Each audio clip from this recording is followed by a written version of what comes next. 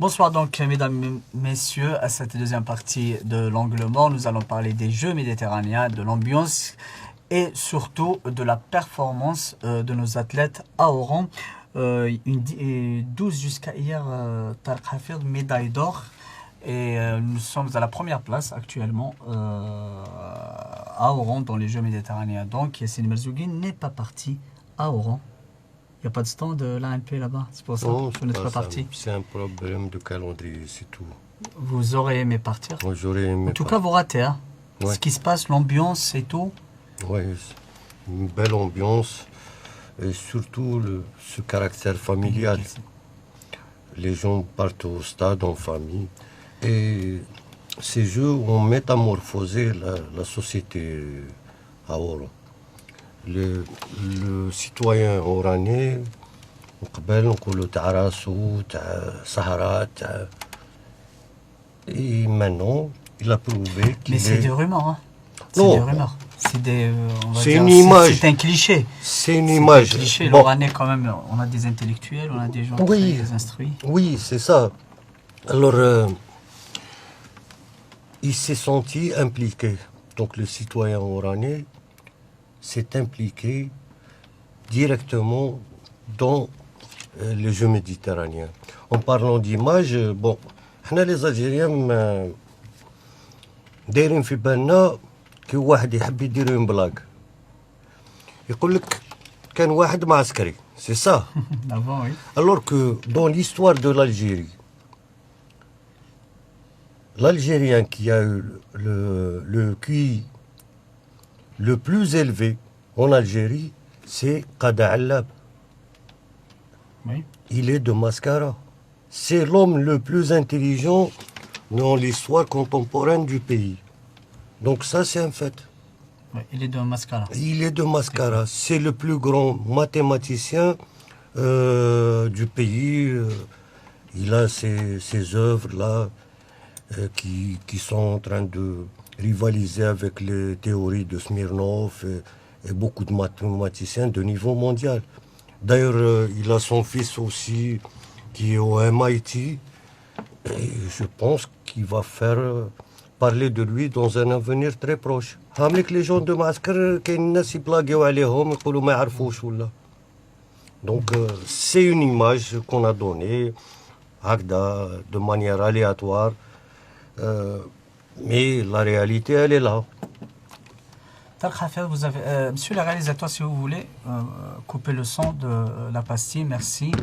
Donc, vous n'êtes pas parti? Non. Pourtant, il y a une très très belle ambiance Je n'en doute pas, à Paris. J'allais dire à Paris, moi aussi, j'allais avoir un lapsus.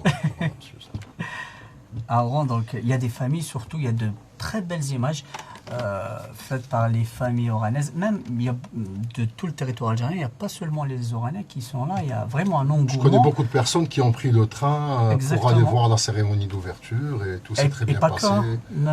Oui, même pour suivre les compétitions, tout se passe très bien. L'avantage, je vais dire, d'un événement pareil quand il se déroule dans un pays et localement dans une ville, c'est que effectivement ça donne une toute autre image. Jusqu'à aujourd'hui, puisque ça passe à travers les médias, beaucoup de médias qui soient occidentaux ou alors de pays voisins donnent une image toujours très négative de l'Algérie.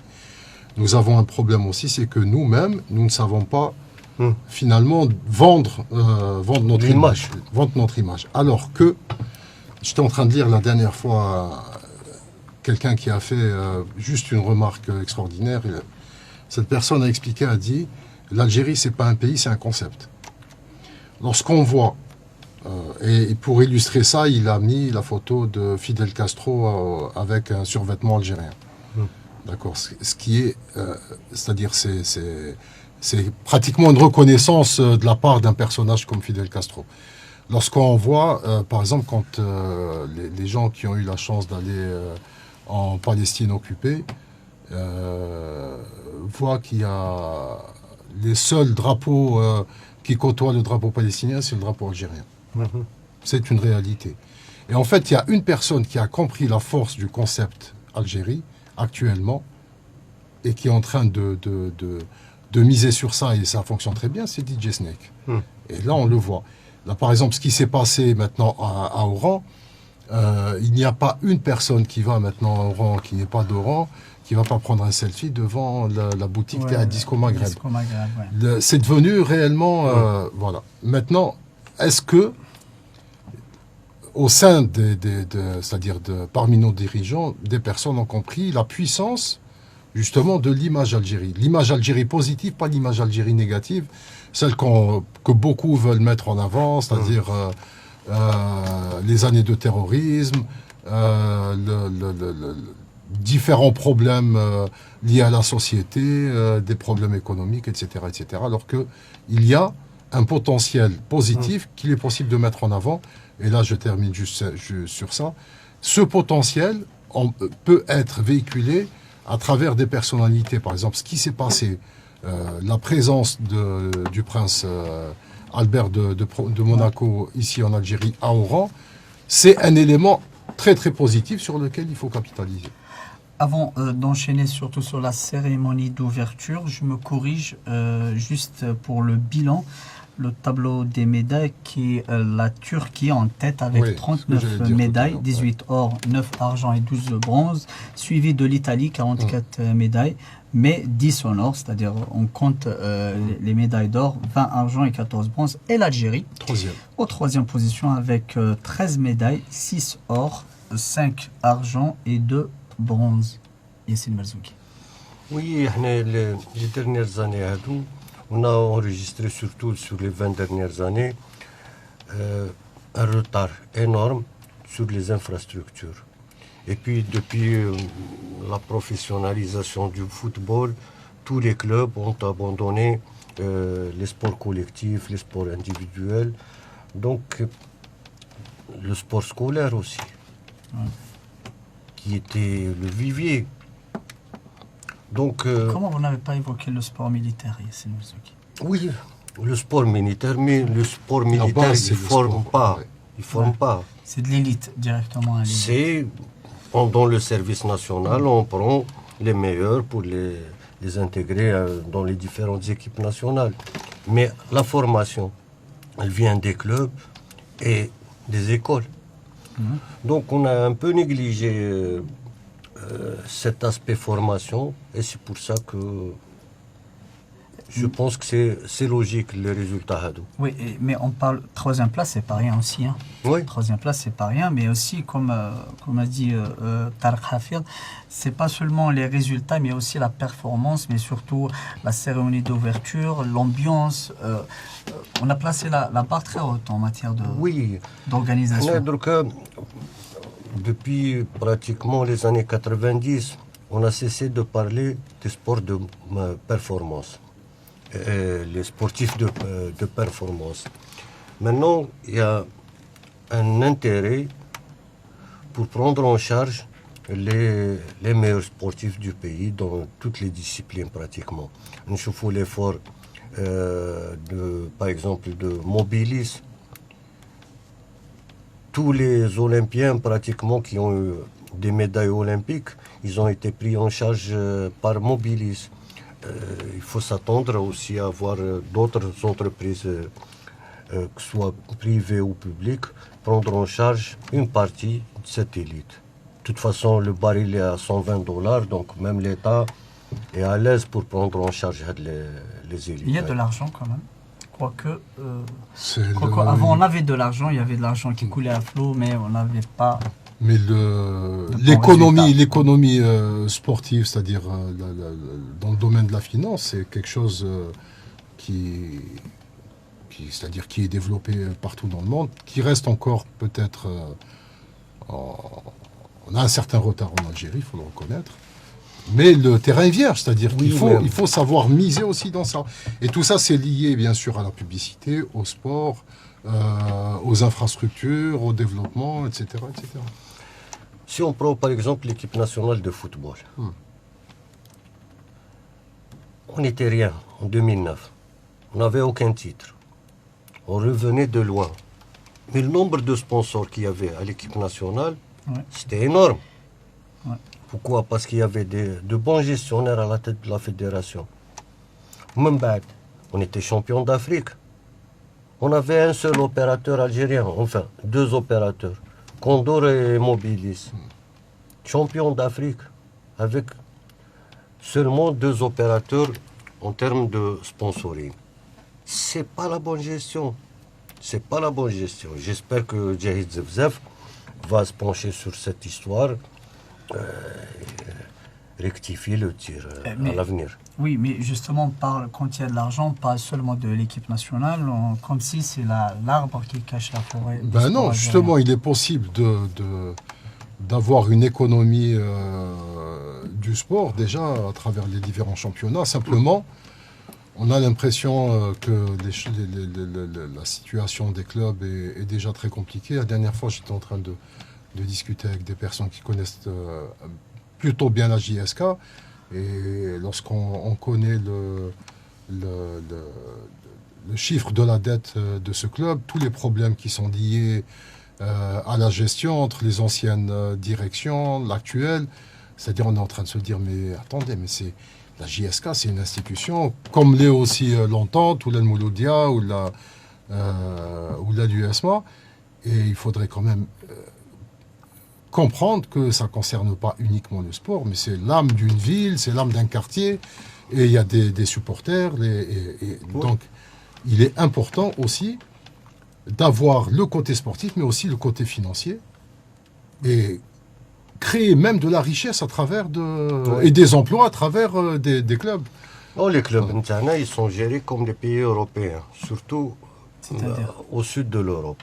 C'est-à-dire que je m'endette aujourd'hui pour que mon fils, à l'avenir, va rembourser ma dette.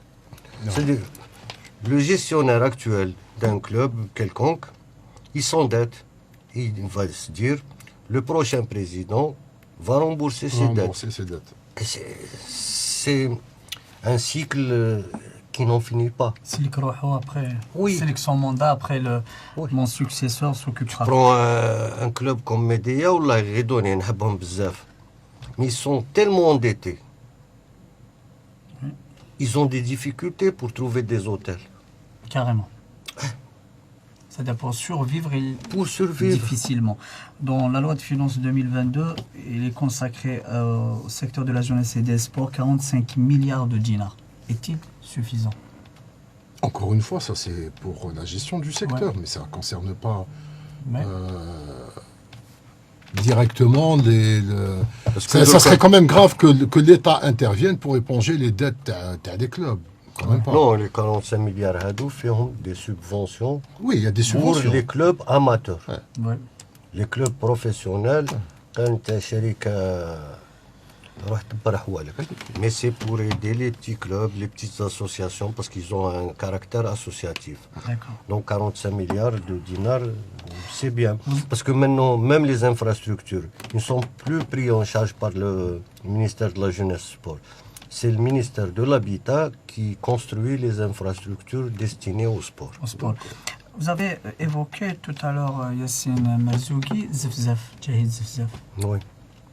Il y a aussi Salah. Non, Salah, il n'a aucune chance. Carrément. Il a tranché. Je ne m'y connais pas, mais si Yassine le dit, c'est que c'est vrai. Tu te rappelles,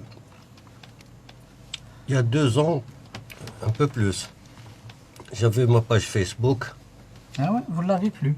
Oui. J'ai décidé de l'arrêter carrément. Oui, parce que j'ai critiqué Zetchi à l'époque et j'avais écrit la critique en hébreu. Mais les jeunes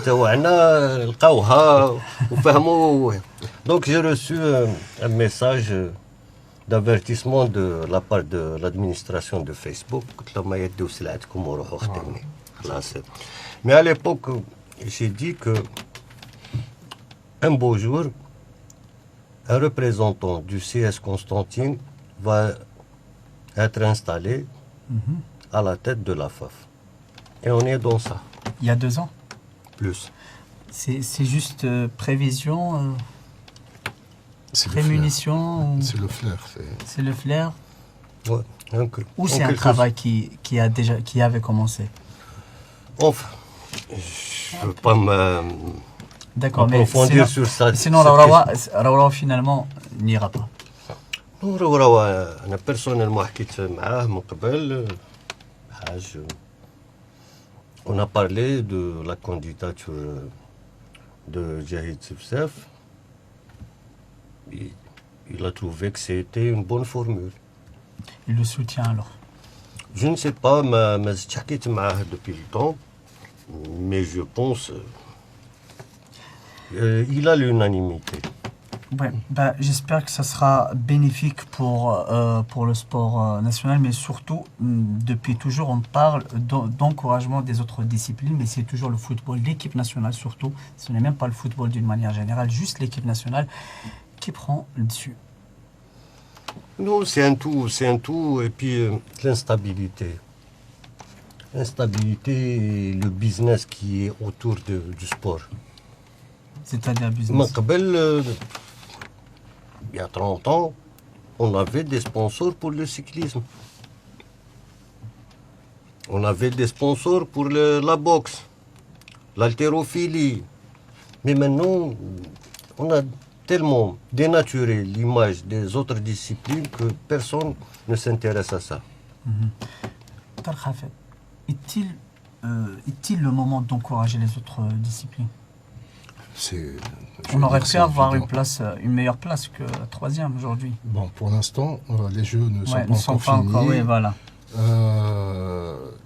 Les équipes, à mon avis, moi je ne m'y connais pas beaucoup, mais je pense que c'est important. Les Jeux méditerranéens, c'est une compétition qui est importante pour toutes les équipes et pour toutes les disciplines, mais ça reste aussi un moment donc pour une sorte de grandes répétitions avant des Jeux olympiques. Bon, c'est pas encore le moment, mais ça reste quand même une compétition qui est intéressante pour les entraîneurs, pour les sportifs. Et c'est encore beaucoup plus important puisque ça se déroule ici en Algérie et que l'Algérie doit être au moins le total des médailles, au moins sur le podium. Ouais, sur le podium, c'est tout le c'est tout le mal qu'on souhaite aux Algériens. Donc bonne chance et bon courage à tous nos athlètes dans toutes les disciplines.